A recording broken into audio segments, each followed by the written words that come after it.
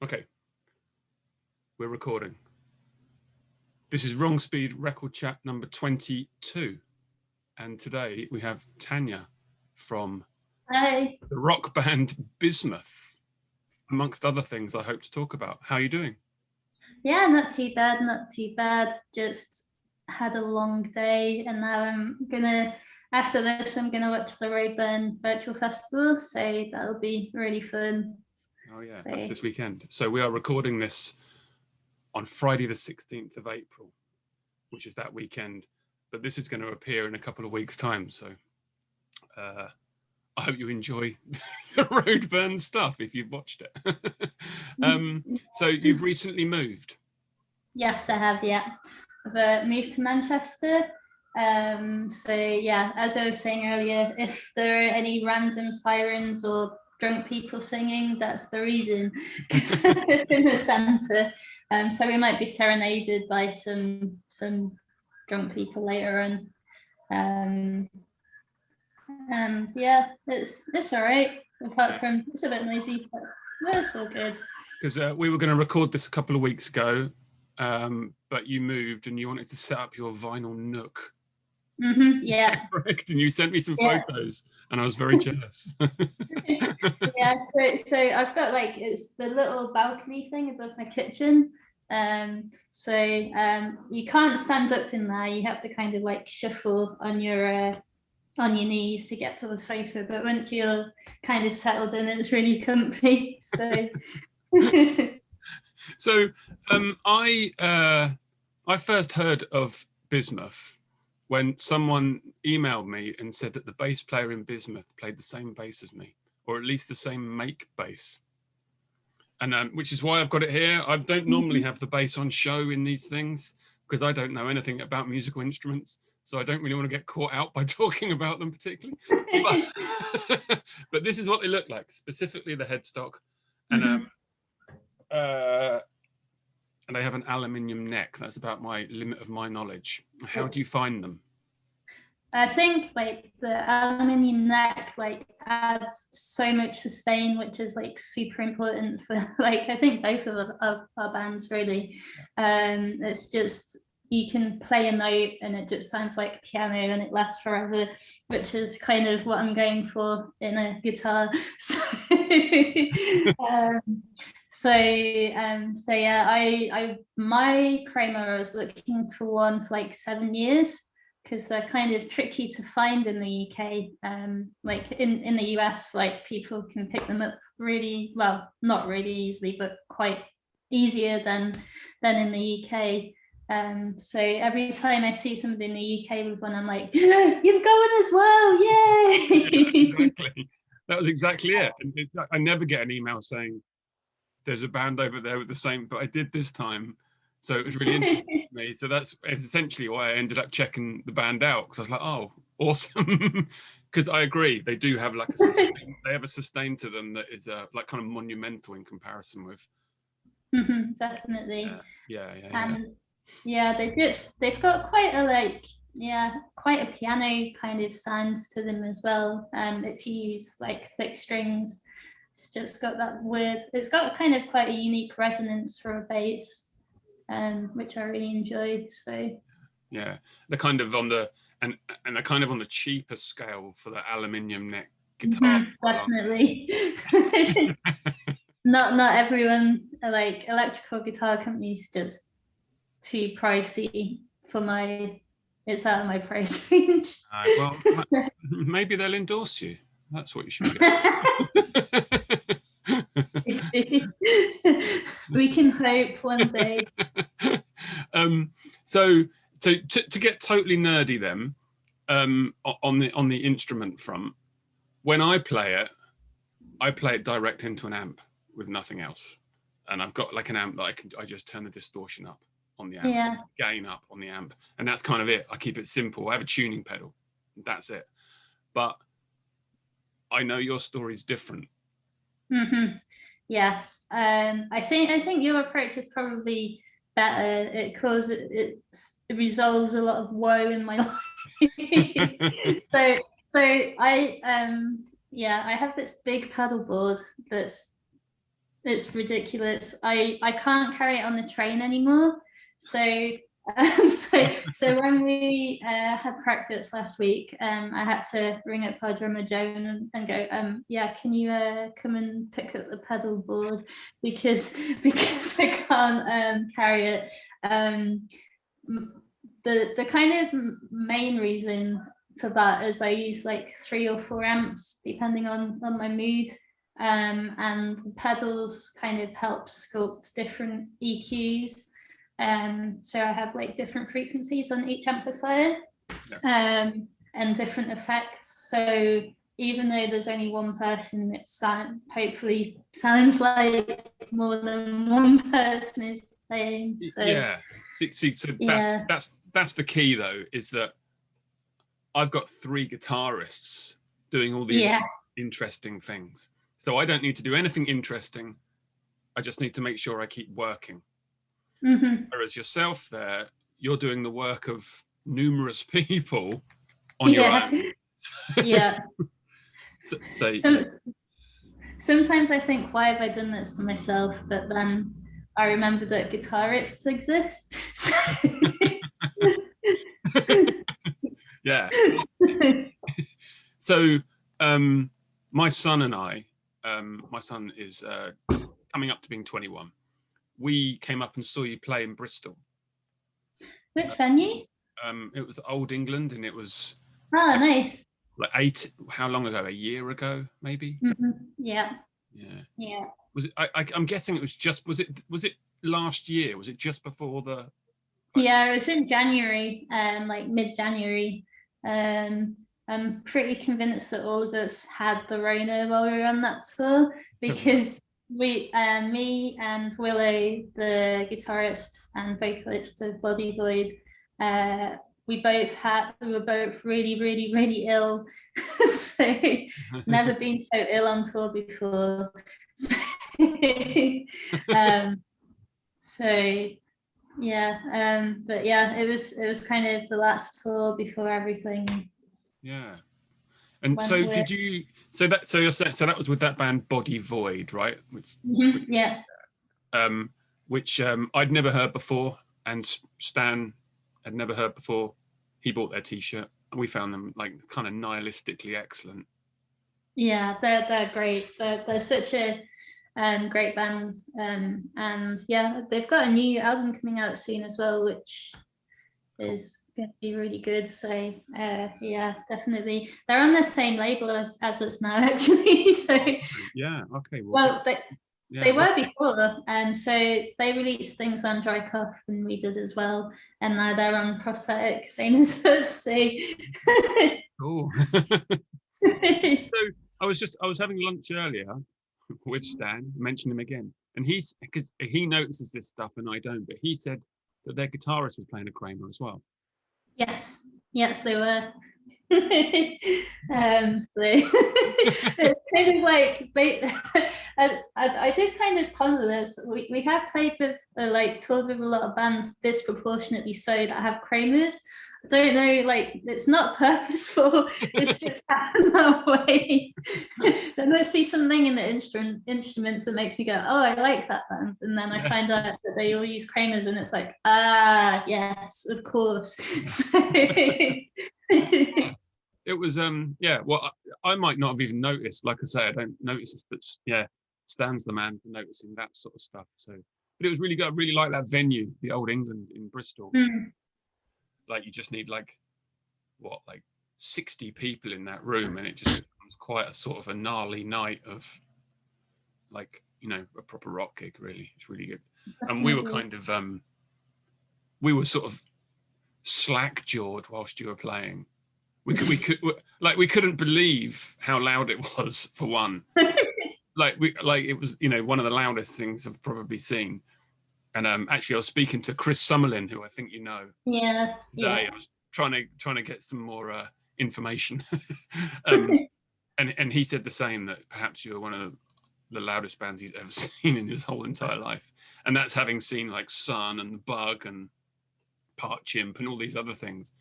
There's just something really like enveloping in your sound. It was like it was awesome. but we sort of Thank you. yeah. But Stan had never seen anything like it for sure, and even I was like, I haven't seen something like this for a very very long time. Yeah. Yeah. So your last album, am I correct in saying it came out 2018? Yeah, that's right.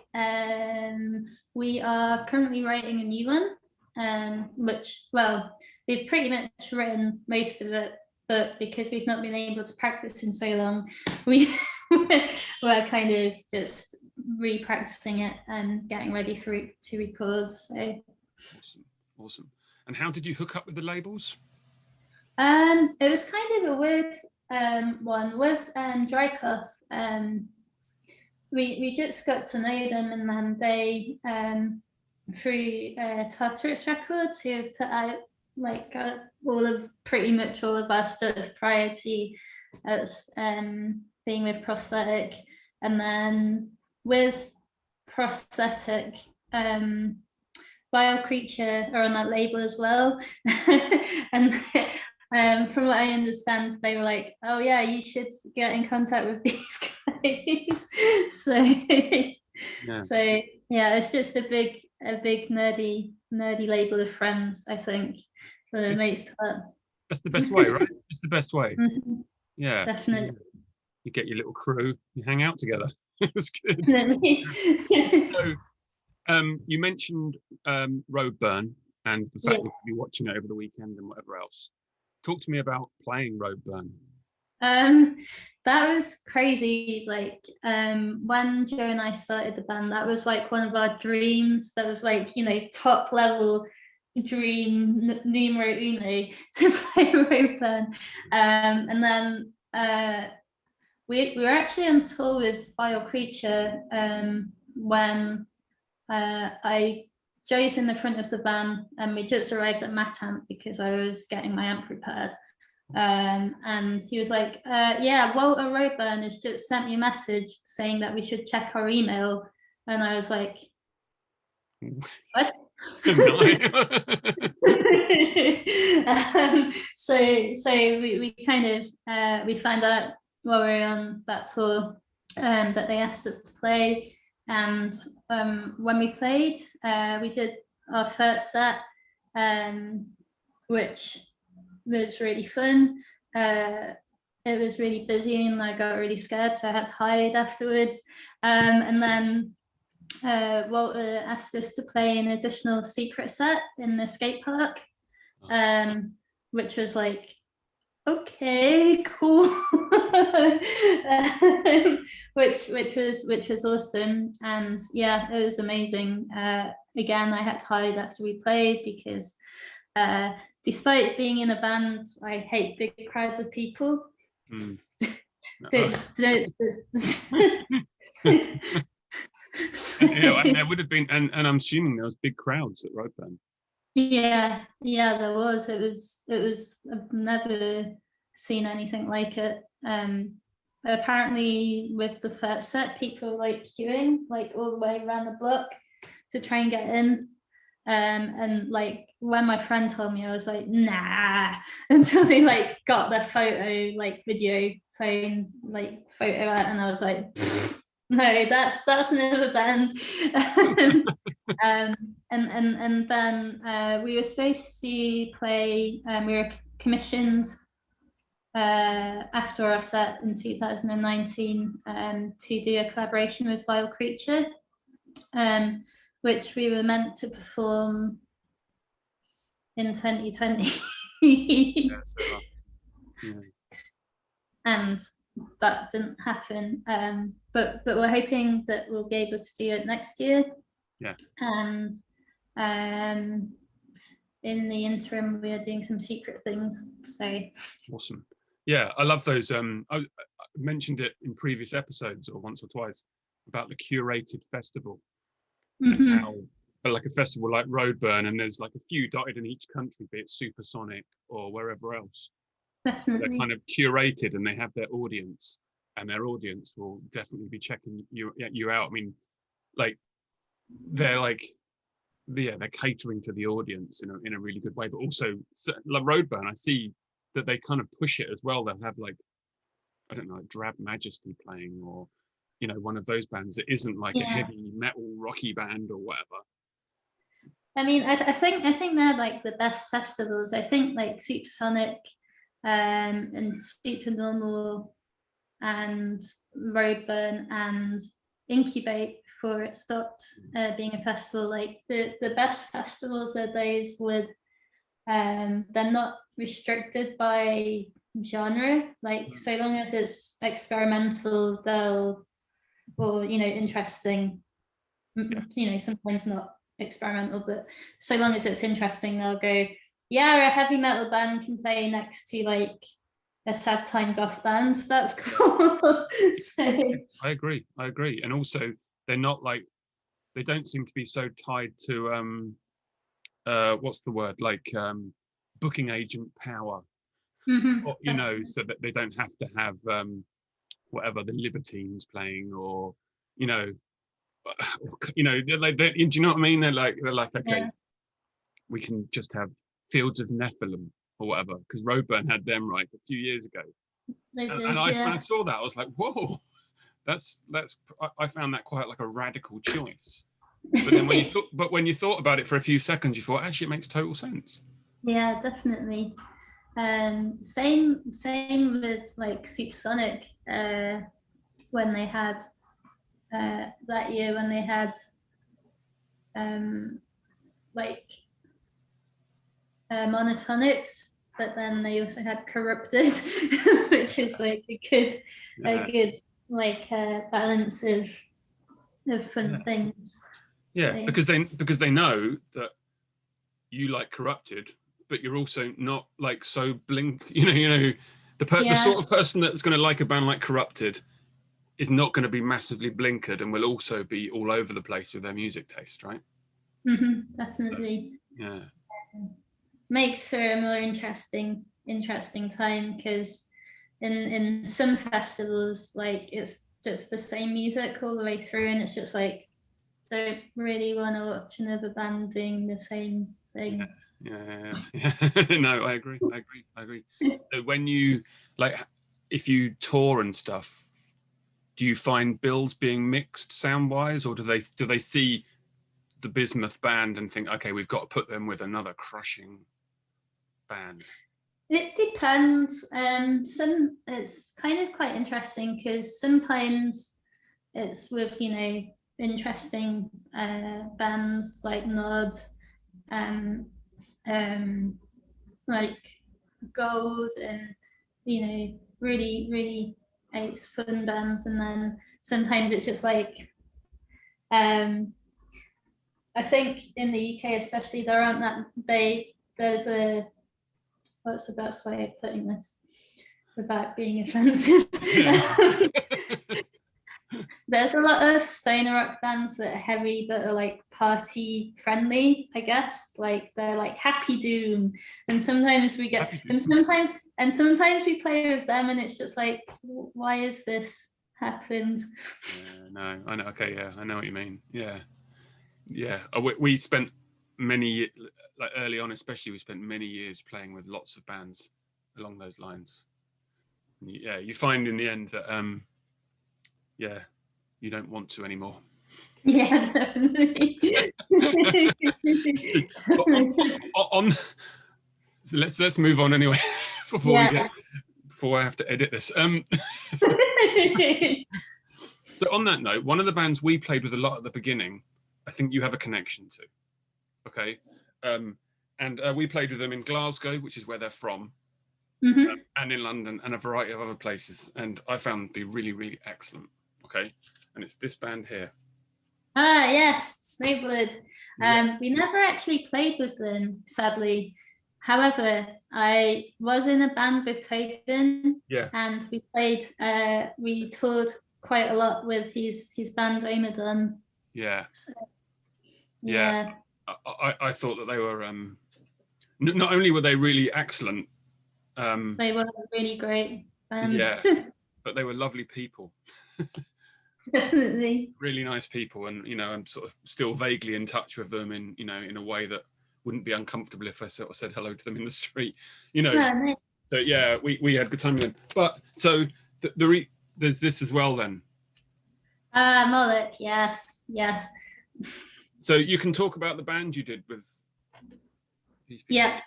So there's multiple connections. Henry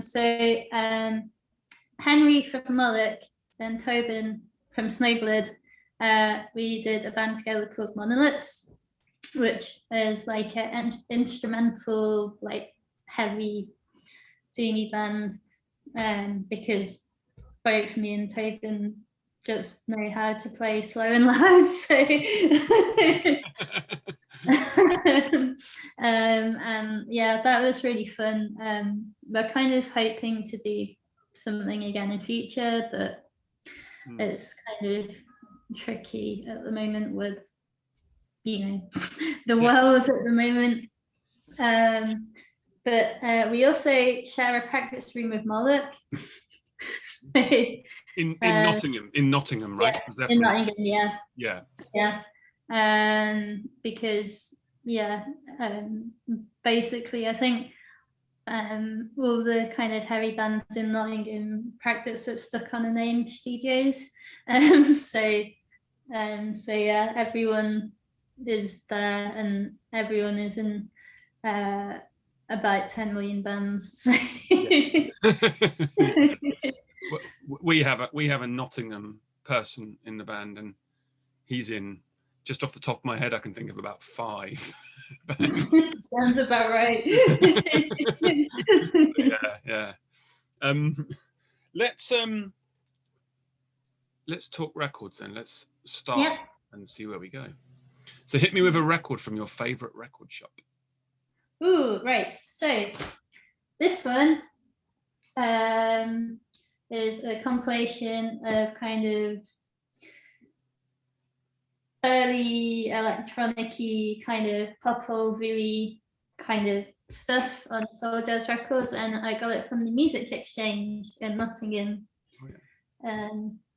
I don't know if you knew the Music Exchange. I don't think I do. No, I don't. I don't know Nottingham very well. Again, apart from playing gigs there. Yeah. So shop-wise, yeah. It was like a social enterprise. So they would get, they would give opportunities for employment to autistic folk or the neurodivergent folk. And Joey, the owner, was awesome. And they always had lots of cool stuff in like this. So, and this thing is crazy. Like the inside is quite something. Sweet. Who's that? Who's the picture? The big picture in the middle. Pohl, obviously. So back in the 70s. You're looking good. Yeah. My dad hanging out with Werner Herzog and making soundtracks. So I love those soul jazz compilations. Are so beautiful. Definitely, they always put like a lot of effort into everything they release, and like the compilations are really well thought out as well. They're not just slapping a bunch of songs together, so which I really appreciate. And this one has got some Nully on it as well, and some Faust, and some Electric Sandwich. I forgot that was on there, but yeah, it's a really great one. And I tend to listen to mostly like electronic or ambient stuff when I'm working. So this one makes an appearance quite a lot. So. Are you big in like the repetition of music? Yes, very much so. A lot of this kind of stuff is very it can get heavy sometimes, but in a way that's not distracting, if that makes sense.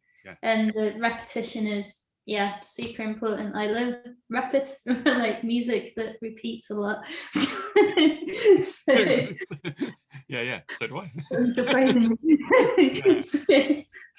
I like to know what people get out of it though, because for me it's like I sort of imagine driving to it, and I just it like tracks my world as I go along. Almost half the time I'm just, and it can be electric music or guitar music. You know, like acid house is the same. I can listen to a 10-minute acid house tune that barely changes, just modulates slightly all the way through, and for some reason it's enough. It's kind of weird because it always reminds me of traveling, even though I've never listened to this particular compilation when I'm traveling. Because a lot of the songs kind of take you on a journey to somewhere.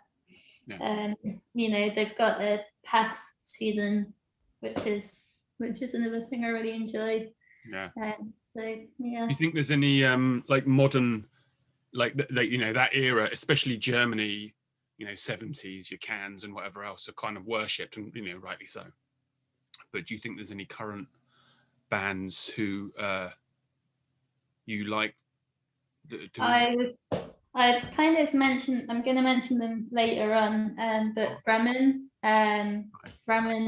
Get to it then. Let's say that. Let's not ruin the fun.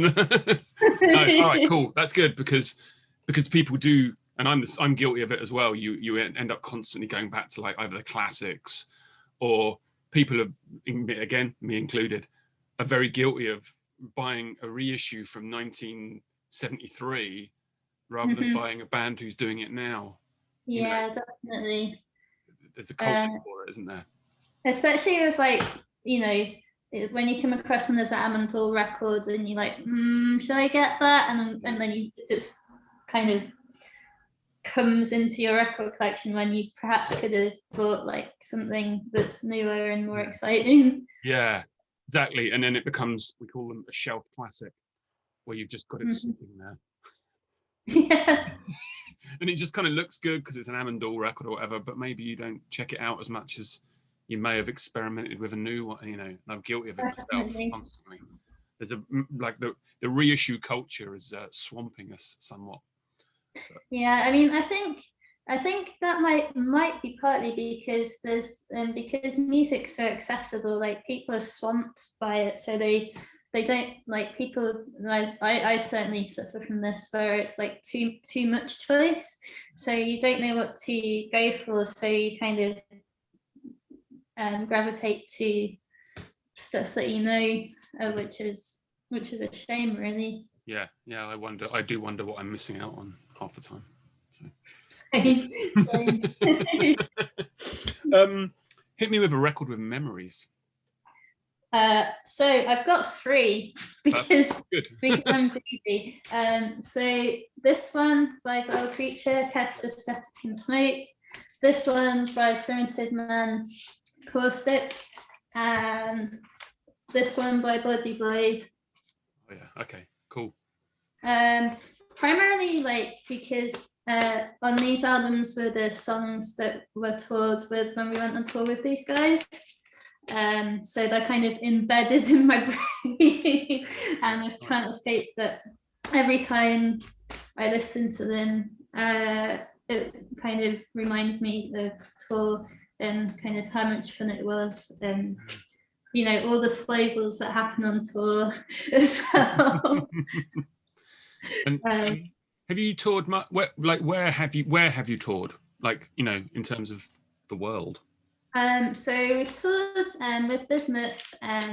It's only been UK and Europe, and kind of like Denmark-y kind of area as well. We were hoping to get over to the US this year, but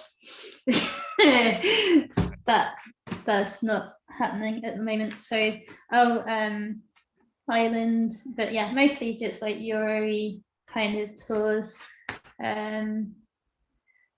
But yeah, it's we do want to kind of get out further when we're able to. And how do you find like, have you got particular favorite places in Europe, like venues or cities? Yeah, so in Bordeaux there was a venue called Void. I don't know if you know that venue. I don't think I do. No. So it's run by like a collective of people in Bordeaux who are in like various bands, like Monarch and Year of No Light and stuff like Sadly, it's had to close down, which is a massive shame. But yeah, that place was awesome. There is a venue in Denmark, which in Copenhagen, which I can't pronounce. It's like a art space squat kind of thing, but like a legalized one. And it's really cool. I cannot remember how to pronounce it, so I'm not gonna try. And yeah, just we've never been to Denmark. We've never been to Sweden. We've never been to any of these places. Uh-oh. We frozen? Hello? Yeah. Can you hear me? Hello? Yeah. You all right? Yeah. Okay, it went a bit frozen then. It was all right. But so I think, yeah. But we've never been to Denmark, Sweden, or anywhere up that neck of the woods. Yeah,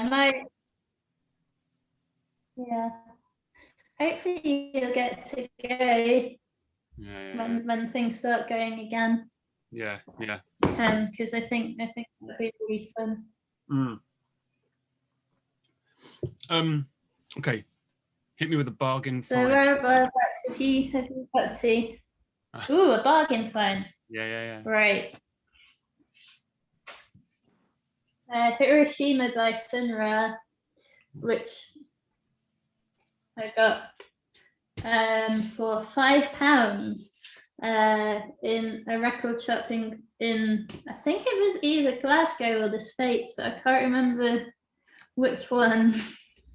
But it was super cheap, and I really, really love this record.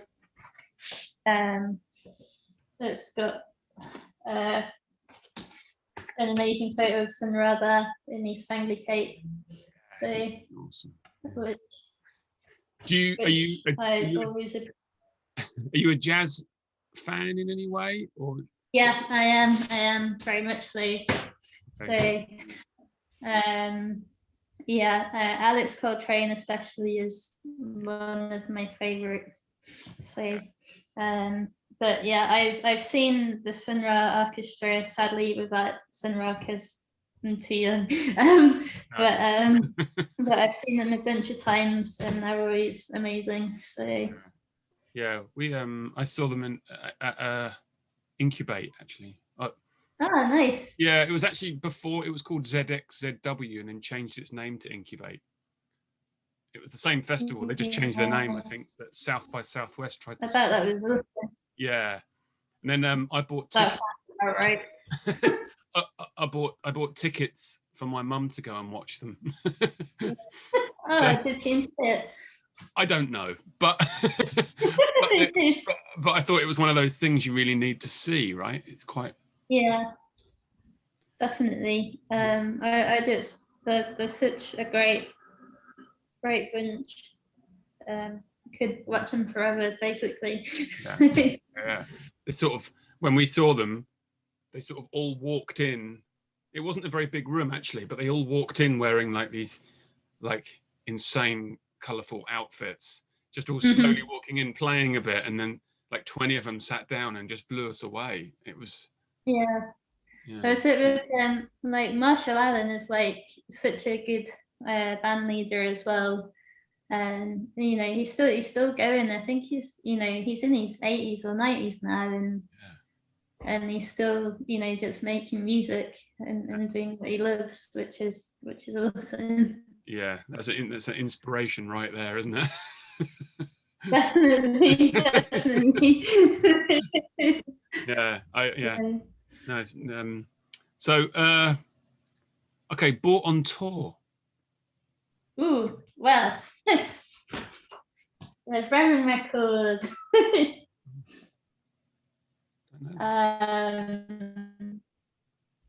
So this I picked up, I think it was in Ireland, and this is a very, very good It's kind of like a modern take on that kind of 70s German vibe, but made by the people from that really horrible Swedish noise rock band. Oh. Whose name I can't remember. What, Brain Bombs? Yes, Brain Bombs. I should know because I've got a bunch of their records, but my brain just went. But yeah, it sounds completely different to Brain Bombs. It's great. So it's two people from Brain Bombs in that band. Yeah, it is. Yeah. Okay. So, but it has like this driving repetition to it, which is great. It's you can just put it on and like go on a journey with it. Yeah. And what label's it on? Scramble. So that's the Brain Bombs related label, isn't it? I don't know. Yeah. So like all the Brain Bomb stuff comes on here, and then like people pick this up expecting it to be horrible noise rock, and it's not, which is awesome. Yeah. I really like it.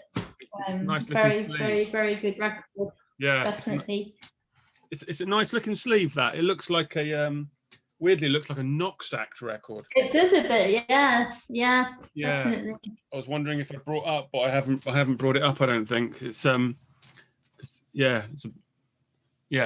it looks like. Yeah, and they're a duo. Yeah, they're a two-piece as well.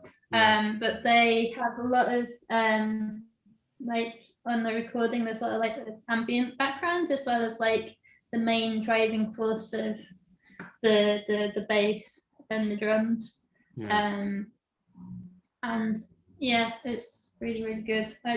If they played live, I don't know if they play live, but if they ever did, I would love to see them so very much. I hopefully it wouldn't be as messy as when I went to see Brain Bombs. That was an interesting evening. Oh, you saw Brain Bombs, did you? Yeah, it was at the Newcastle festival. Tusk, is it? Yes, at Tusk. Yeah. And your review of the gig? Extremely good, extremely nasty sounding. Everyone was in a crazy mood. It was really good. Yeah, I think a lot of people were very excited to see them, weren't they? I didn't see them, but and then I have a feeling they played like Newcastle and like Paris. Yeah. And that was the tour. Yeah, because they famously don't play like a lot at all, really. So kind of when I saw that they were confirmed for Tusk, I was like, right, need to go to this. So a big bunch of us drove it from Nottingham and stayed for the weekend. It was really good. People were overexcited. It was awesome. and like insanely influential band as well, aren't they? Definitely. Like that. I have a strange relationship with them because they're awesome musically, but like it makes me feel kind of dirty listening to them because I know like the misogyny and stuff is like put on, but it's still a bit like, this is creepy. I know. I was hesitating to ask you about the lyrics because they are horrible. They are horrible. Like there's no question. There's kind of no, that they are just horrible. Yeah. Yes. So did you, on that note, a band that were enormously influenced by them was that band Drunk in Hell, who I guess you saw? Yes. So my old band, we did a tour with them. We played this weird nightclub in Middlesbrough, which was like bands until 10 and then like weird popular nightclub afterwards. It was a very weird juxtaposition. That's where they're from, right? Is that Middlesbrough? Yeah. And I'm right in thinking that they did one album and it was released on the Roadburn label, was it? Yeah. So I don't know if they're still a band, because I know like Mike Fest was in them for a bit, and I don't really know what they're doing there. No. Like I don't but think they were anyone an awesome band. Yeah. I saw them. I think I saw them 3 or 4 times, and the first time was at Supersonic. I saw them there as well. And it was amazing. And then we played with them at the Islington Old Mill there in Salford. Oh, nice. And they played. I think they played, and then we went after them, and it was terrifying to go on after them. They were one of those bands where you're like, I don't want to go on now. Can we go home? It's like everybody's done now. Like we don't need to play. It's fine. How can how can you follow a band? You know, there's some bands you can't follow.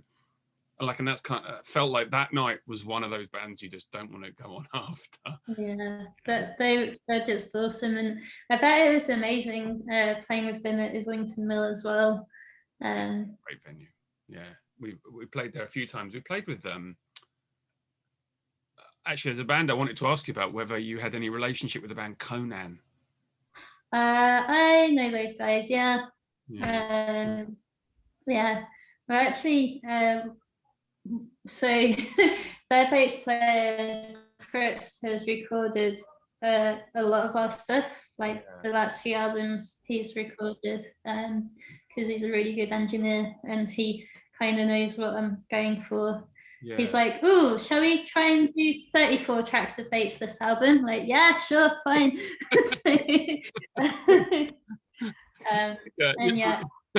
Like the "I'm Not in Love" by 10cc version, but for Bismuth, where they just layer up all the vocals.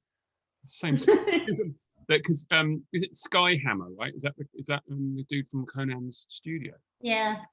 Yeah, so that was their studio. It sadly doesn't exist anymore. So Chris has moved to Pohl in Wales. But John, who's the guitarist and singer, used to own Skyhammer, and we've toured with them a bunch. I've put them on in Nottingham before as well, so it's quite a long time. Yeah, long relationship. Yeah, I just bring them up because we played with them at the Islington Mill as well.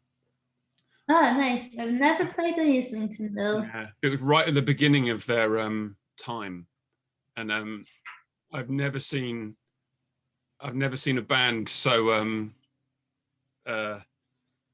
stoned before playing and after playing. They were just like on the seats outside afterwards, and they just couldn't move. It was really, I think we're checking these guys.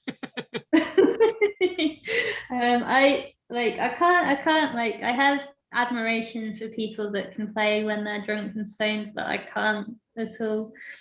I have to nothing. Yeah, I think the problem with it is you think it's brilliant, and then when you listen back or see it back, you realize that wasn't brilliant. You know, yeah. Like, oh no. No. Because at the time you're like, this is the best thing ever. Because you know, but yeah. And then you have a little listen back. And you're like, oh no. Yeah, I think like my main problem is that my pedalboard's sentient. So if I kind of got drunk or stoned before a gig, I wouldn't be able to use it. Like it would overthrow me with all of its lights. So, the other thing I wanted to talk about was other bands that were duos, and what duo bands perhaps influenced you or made you think it was doable. I have this theory that sometimes you need to see or hear someone else doing it before you realise that perhaps it's either allowed or you can do it and, you know, be inspired? Definitely is a big one. Okay, hold on. That's what we've gone for here. We've gone for the best one. Yeah. Okay, I was hoping you were going to say that. Yeah. Yeah. They definitely showed me what was possible in terms of kind of layers within a two-piece band, because there is a danger that you can sound quite narrow with just two people, but they, you know, they put like so much effort into. Yeah, sorry, I'm just letting the dog out. Yeah. Yeah, exactly. And so for anyone who doesn't know, and I'm sure most people watching this probably do know, is Two-Thirds of Sleep, right? Yeah. So it was Chris, the drummer, and Al, the bass player. But now they've got somebody else playing drums. The dude from Grails, I think it is. Oh, okay. Yeah, they like his bass tone is a beautiful thing that must be cherished by everyone. Yeah, well, it's a very influential band again, and yeah, it's interesting that look at them looking very thoughtful on the back there. Definitely. Yeah. Like I think the thing that they taught me is like how good an octave pedal is for like filling out sound, because they make heavy use of octave pedals, but you know, they've done it in a way that doesn't sound mushy with lots of fuzz. It sounds great, so especially on that album. Yeah, and the two things about this record that really stick with me are like his vocal is very listenable all the way through. He's really like kind of chanting. There's like almost a single note the whole way, and the bass is moving around, and his vocal is just like a one note thing. Like, am I wrong? I feel like right. Like the bass is what's carrying the melody, and the vocals are kind of more like a drone, I guess. Yeah. So like in different, like, you know, normally, you know, in a lot of bands, like bass would be doing like the singular notes or whatever, and the vocals would be doing the melody. So it's kind of a good switchery, which I really enjoy. Yeah, and so it makes them actually sound, considering there's only like drums and the bass and the vocal, it makes them sound really original. Definitely. And I heard a rumor that there is, they've been working on a new album, so I'm excited for that, because I love them a lot. And it's actually like when Joe and I met up for our first ever, like when we met each other up in the pub to see if we'd start a band, we're both wearing on t-shirt. Fine. Yeah. So yeah, that was like, you're wearing the exact same on t-shirt as me. At least we're matching. It's not good for a band photo though. Pardon? It's not good for a band photo. You don't want to. No. So the other duo I wanted to mention, bass and drum wise, was of course the Lightning Bolt band, and I wonder, entirely different music because it's like kind of more chaotic, but again the sound the bass gets on this is pretty impressive, right? That album's amazing. I have seen Lightning Bolt many times because they were probably like the first two-piece that I saw that convinced me that two pieces could be good. Yeah. Especially in terms of like two pieces with a bass player. Like they make such a racket. It's ridiculous. And you know, they do really interesting things with like looping and like weird tappy things on the bass, and like he's a really great bass player, and he's really inventive with not only like his playing style, but like the pedals that he uses and like the cab setup that he uses as well. Really good. Yeah. And I mean, this record in particular is just still really exciting to listen to. Definitely. Kind of jumps. And it just amazes me how he can still sing when he's going like crazy on the drums. Got it like gaffer taped on, hasn't he? There. Yeah. So yeah. But I think it helps with the sort of distorted sound of the vocal, because it's just completely wedged into his mouth, and it's like like this. That's so good. They're such a good band, and like they're definitely one of those bands that you have to see live as well to like fully appreciate how good they are. And I think, you know, some people are saying that, you know, the way that they set up on the floor is a gimmick. It's not. I think you get more like involved with the sound when you're surrounded by it. So it's awkward. I would say it's awkward for me because I'm like quite tall.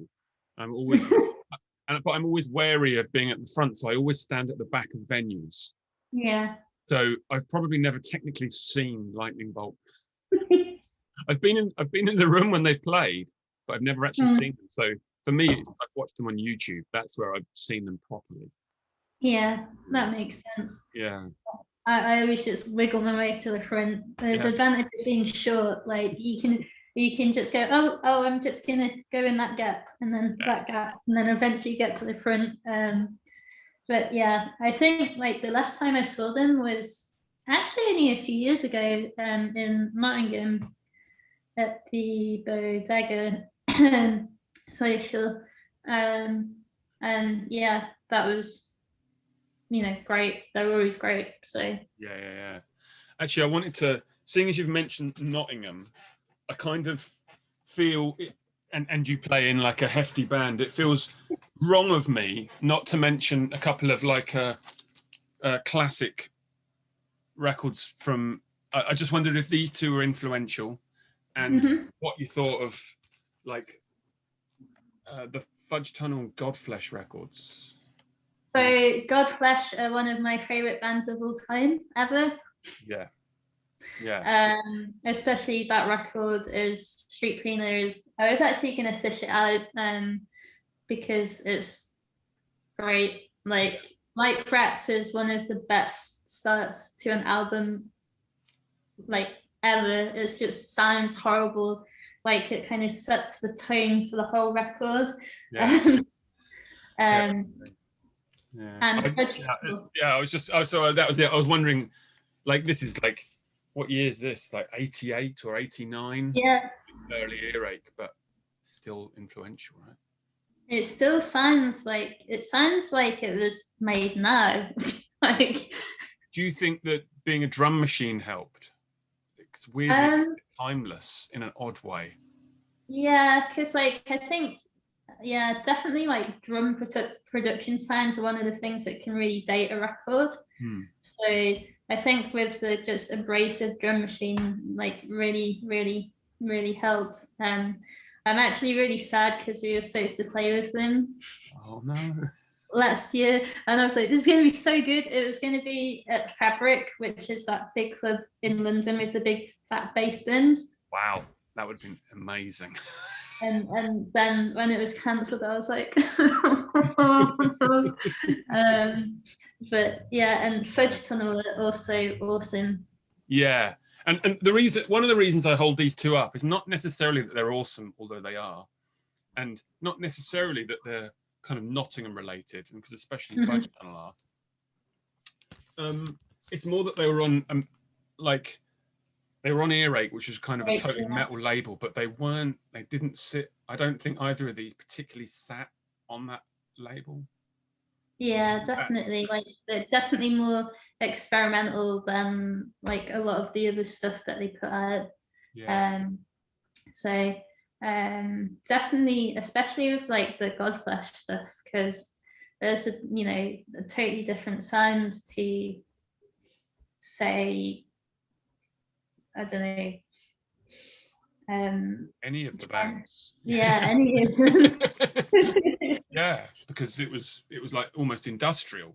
So yeah, you know, and Fudge Tunnel, I know. So am I right in thinking that bass player in this, David, plays occasionally with Conan, right? he does. Yeah, I think he does a band with John called. I can't remember. Ungraven. That's what they're called. So I think he does a band with him as well, which I've not checked out yet. I probably should, because I'll probably enjoy it. So. But yeah, it's the same for me. These two records were hugely influential.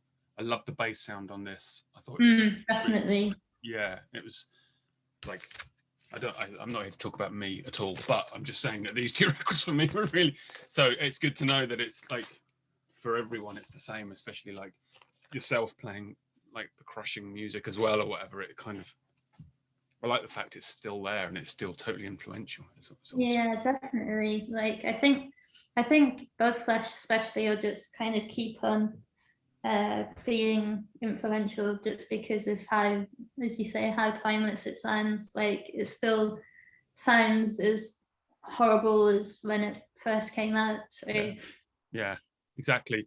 It's a record that it's one of the records I still get really excited when I put it on. I'm like, I'm in for something, you know, I'm in for something here. This is, you know. It's just amazing. And yeah, like all of the Godflesh stuff is just yeah. I like Pure as much as I like that one. I like the second record as much. I don't know, it just captured me. I had it on cassette, I had it on vinyl and I taped it, and I had it on my Walkman for nice for months. And it really like, and at the time I was living in and around London, and it just absolutely suited my life listening to it on the headphones. I can see that. Like I grew up in Birmingham as well, so like it's against the law to come from Birmingham and be into heavy music and not like Godflesh. Like they kind of like ostracize you if you like what you said what. So they just like right. So the home of metal, right? Yeah, definitely. Actually, I've been listening a lot lately to Mob Rules, the Black Sabbath album with Dio singing. Oh, nice. And I'm coming to appreciate it in a way that I think it's an immensely underrated record. I love Dio. Yeah, it's a good one. Like even the supposed bad Sabbath albums are great. So you know you can't go wrong with them really. No, exactly. Hit me with a record that on this note that people wouldn't think that you would dig. Okay, so I have, how many have I got for this selection? I have got 4 because excellent. I thought why not. So Space Lady, who's like outside art kind of synth and vocal person. That's what she looks like. Sweet, nice. Her songs are just, there's something about them which I find, you know, really soothing, but there's like a tinge of sadness to them. Right. She used to kind of do like outdoor concerts in the 70s in San Francisco, and she just like travel around in the kind of light on a helmet with flash. And I see that, yeah. I see that there. But she uses like this old kind of reverb on her vocals and the keyboard, so it kind of gives it like quite a dreamy feel to it, but there's just something about it, it's just really beautiful. It can make me cry quite a lot. And Space Lady, you say? Yeah, she's great. She did a cover Major Tom. So like when she was busking, she would do like covers of songs that make them sound all dreamy, and awesome. Yeah, it's great. That looks really good. It's I might listen to that after we finish this chat. But yeah, like you get like a cool poster of like her setup as well, which which I really like. It has, you know, she has like a delay unit as well, which she uses for vocals, and yeah, it's great. It's really, really good. So it wasn't going back in then. So another one is I really liked Constellation Records, like circa early 2000s to like the end of the decade. So this one, Frankie Sparrow's Welcome Crummy Mystics, is really, really, really good. I think it's like the sound of despair written, like put on a record. It's just a guy doing primarily like guitar and vocals. And I totally don't know it. Is it Godspeed related? It's, well, they put it out, but he was like his own guy. Like sadly he died. He had mental health problems, which he kind of dealt with via his music. But it's a really, really, really good album. Yeah, nice. Looks nice. Looks really nice. It is. It's great. It's just really nice, like the artwork and stuff. It was recorded by Ephraim from Godspeed and Silver Mount Zion. But yeah, so he kind of just like stripped back things, but then occasionally some of the songs will be like fuller with like keyboard and strings and stuff, and it's like really diverse sounding, but it's really, really good. One of those labels that you well, certainly back then, where you could buy into their world. Definitely. Yeah. I was obsessed with Constellation, like Herster and just Godspeed and Silver Mount Zion, and like many. Do Make Say Think? Is that on? Yes. Yeah. The first album. Yeah. Second album was a bit, but the first album was really, really good. Yeah. Yeah. Sorry, it's the dog. I let him out, and then he scratches at the door to come in. He's obviously gone and done whatever he wanted to do. Oh. So yeah, the final two are kind of semi-related. So Holst's The Planet, which is one of my favorite kind of classical pieces ever. And then Tamita's version of The Planet. Tamita is like synth lord extraordinaire from the 70s. I have a big, like, I love synths a lot. So this is really, really, really good as well. So yeah, cool. Yeah, are you a classical person, music-wise? Yes. So my background is kind of classical music. I started. I was taught to play piano and clarinet at a young age, and I studied composition as well. I was going to kind of carry on to the conservatoire, but then realised that it would be too expensive, and so wow. Awesome. That fits it. That fits in with Godspeed stuff, right? Because the orchestral side of them must have. Yeah, definitely.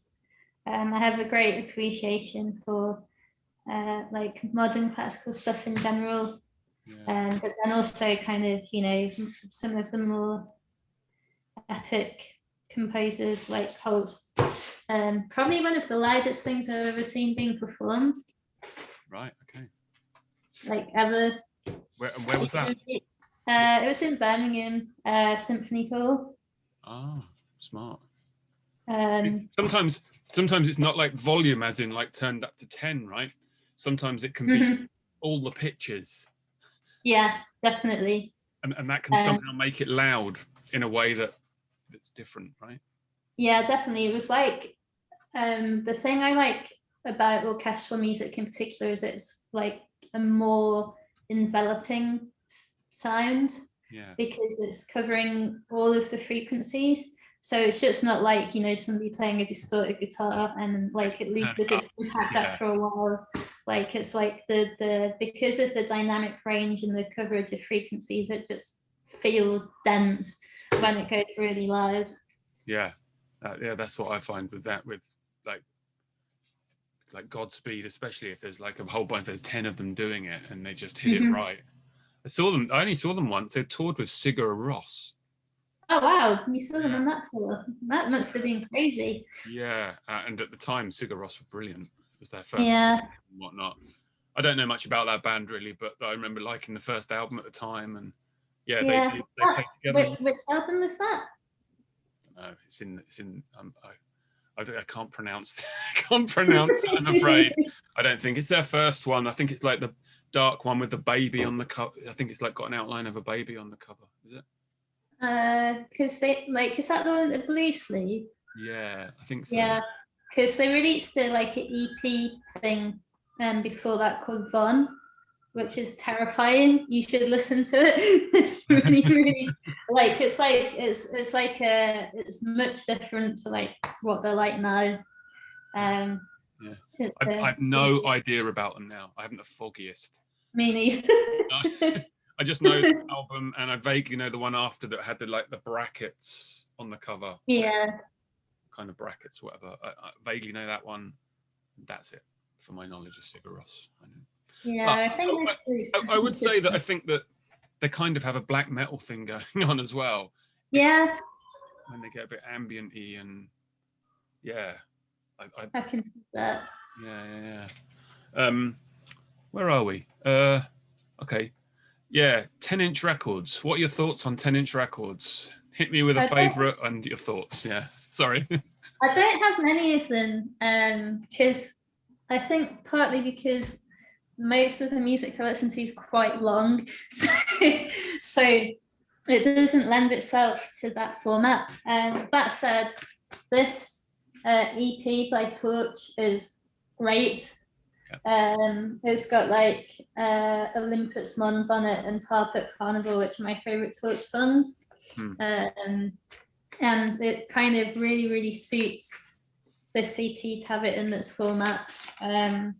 And the artwork is beautiful, and you also get a CD version along with the vinyl, which is cool. Yeah. What year is that?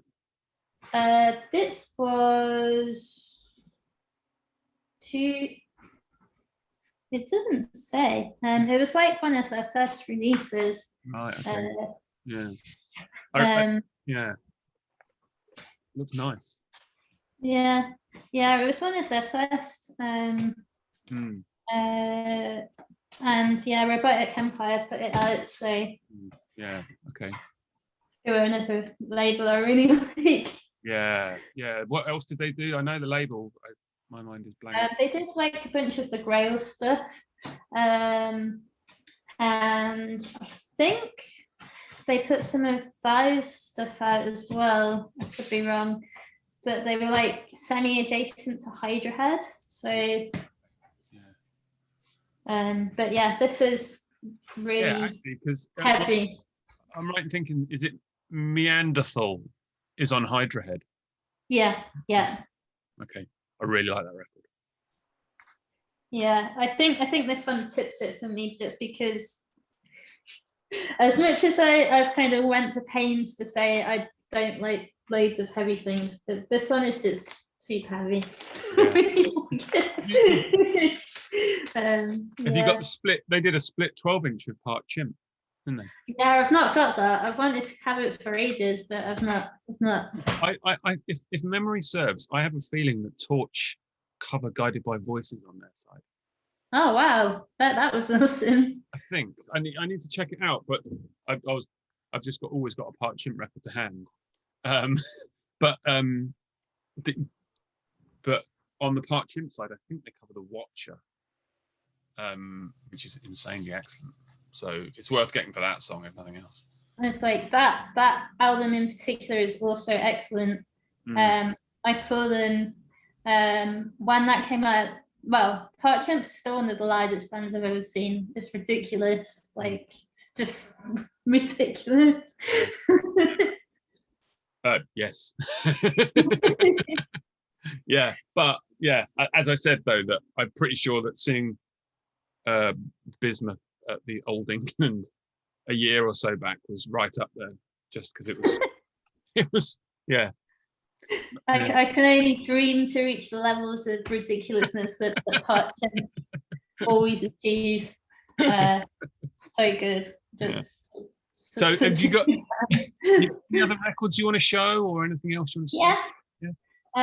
So I've just kind of collated a selection of things that I think explains some of the heavier leanings that I have. So this one's probably quite obvious. It's Sun's Black One. Yeah.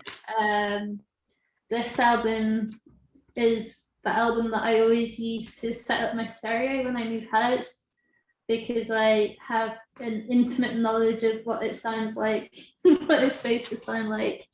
And it's probably, like, even now, it's probably my favorite Sun record.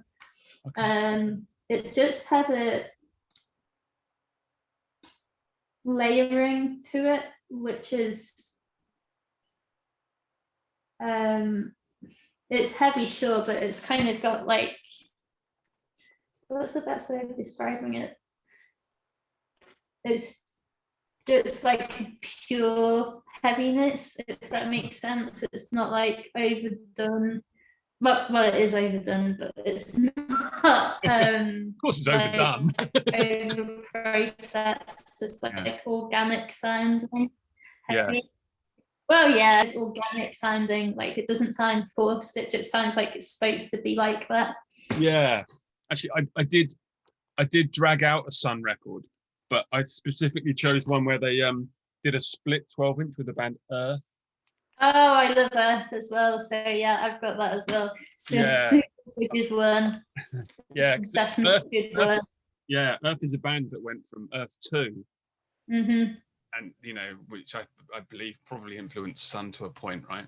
Yeah, definitely. But now they play almost like Western music or something. Yeah, I mean, that's what I really love about them, like how they've kind of changed over time, but you can still tell it's them. I think her vernaculum, is that the one? So yeah, kind of Bees Made Honey in the line School is kind of prime example of that kind of westerny style, like, album, but it still sounds like Earth even without the droning. It just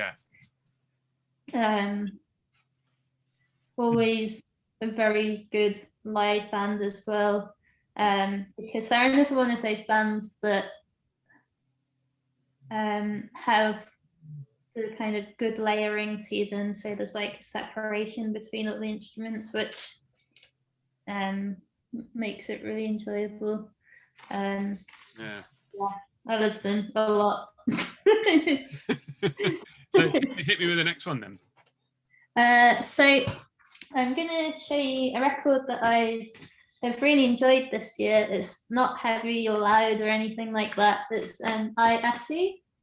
And it's called The Faintest Hint. The best way I can describe it is like a ambient dream pop kind of thing, but it has Boris doing some instrumentation in it, but kind of it's really good. It's primarily just delicate vocals and guitar, but then occasionally there'll be these ambient undercurrents and, you know, some quite like pronounced guitar lines, and it's. And Just say the band name again, because I'm not sure I caught it. It's just one person, Iasu. So Aiaso. And she's done a few other albums kind of by herself, but I believe this is the first one that she's done working with other people. And Japanese. She's based in Japan as well. Yeah, hence the Boris connection. But yeah, it was put out on Ideologic Organ, Steve Nomelli's label. And yeah, it's really great. Just, the songs aren't super long, they're like 4 or 5 minutes each. Yeah. But it's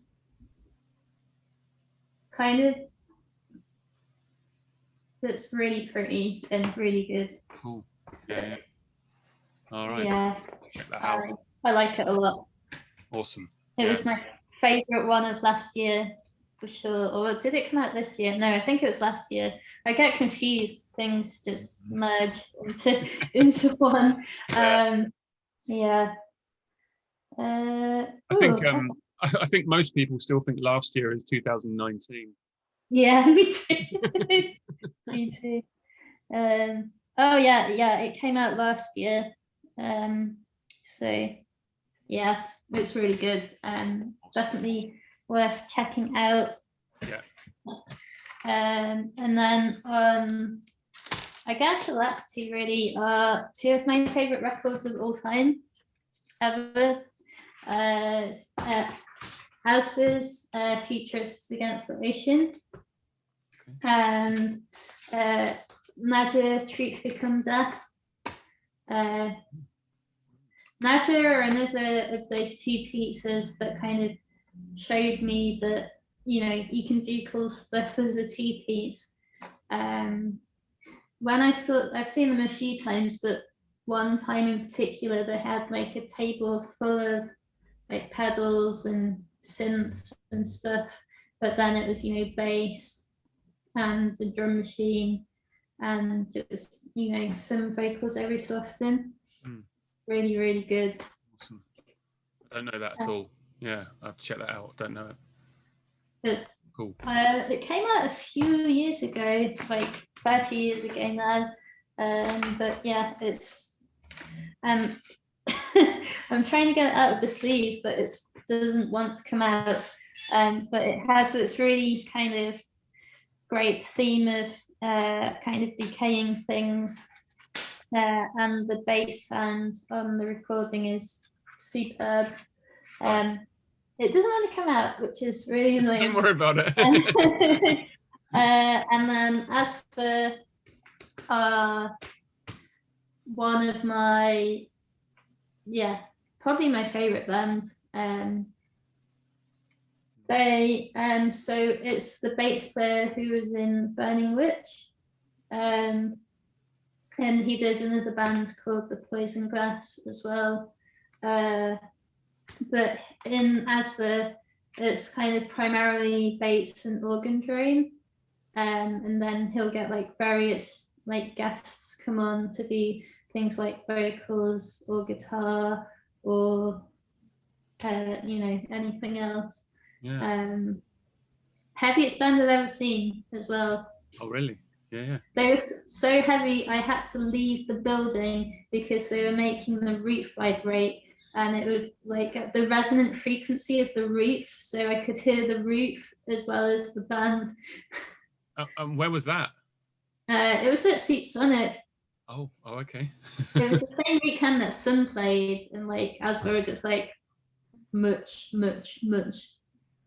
Like it's not even like a heaviness, it's like low sounds, low drone sounds, which caused the vibration.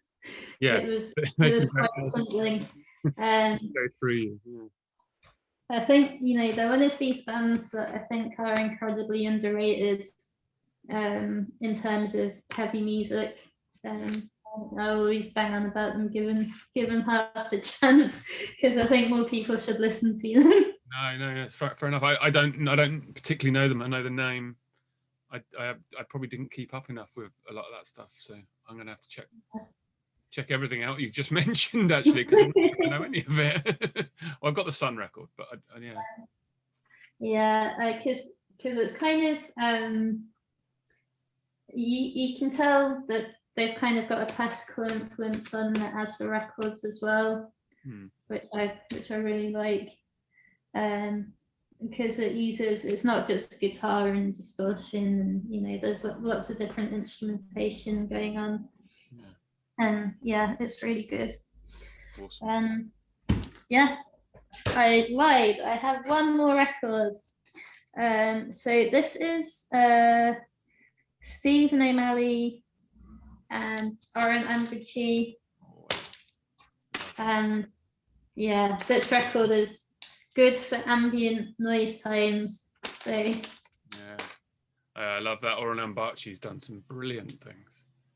He really has. He's another one of people that I really admire. Like what is that album called? The one with a poison, a soft glow on. Yeah, okay, I don't know, but he's Australian, right? Yeah, he is. Yeah, and he runs a label in Australia. Is it called Black Truffle? Yeah. And he's really awesome because he does like such a diverse range of stuff. He'll do like, quite driving music, and then he'll do a whole record of like just ambient noises, rain noises or something. So I've got like 3 or 4 of his records he did with Jim O'Rourke and nice. Joe Hino. Oh, yeah, I've got that one as well. Like they've done a series of them where I think they just play live somewhere in Japan and record it, and yeah, some of them are amazingly they just sound so good. He just does so much like cool stuff with like variety of instruments as well, which is really inventive. Have you got the 12-inch he did where he's taken ZZ Top songs and looped them? I've not heard that one. It's like it's a 12-inch, and you can normally pick them up quite cheap because I think people don't know what they are, so they end up in like bargain basement sort of bins. But it's him, and he's edited like ZZ Top tunes to get this mental. Nice. I'm gonna have to like track that down because that definitely sounds relevant to my interest. Yeah. Definitely. Let's call it a night because it's been long and but very enjoyable. But I just think that it's hour and a half. We're an hour and a half in. Really? Wow. But it's been really good, and there's a lot of records that you've mentioned there that I need to be tucking right into. So it's been awesome. Definitely, I'll kind of fish out some links for you as well. Yeah, it'd be good. We can add it to the down below bit. Definitely. Definitely. Yeah. All right. It's been really cool to talk to you. Yeah, it's been brilliant talking. Thanks a lot for handing your time over for this. Definitely. Thanks for having me. It's been really fun. Yeah. So talk about records forever. So same here. That's same here. That's why time flies by. Yeah, definitely. So yeah, I hope to see you in real life at some point in the future. Definitely. That'd be awesome. Definitely. Yeah. So maybe in Bristol. Right. Yeah, cool. That would be really nice. Let's wave goodbye. Bye. Bye.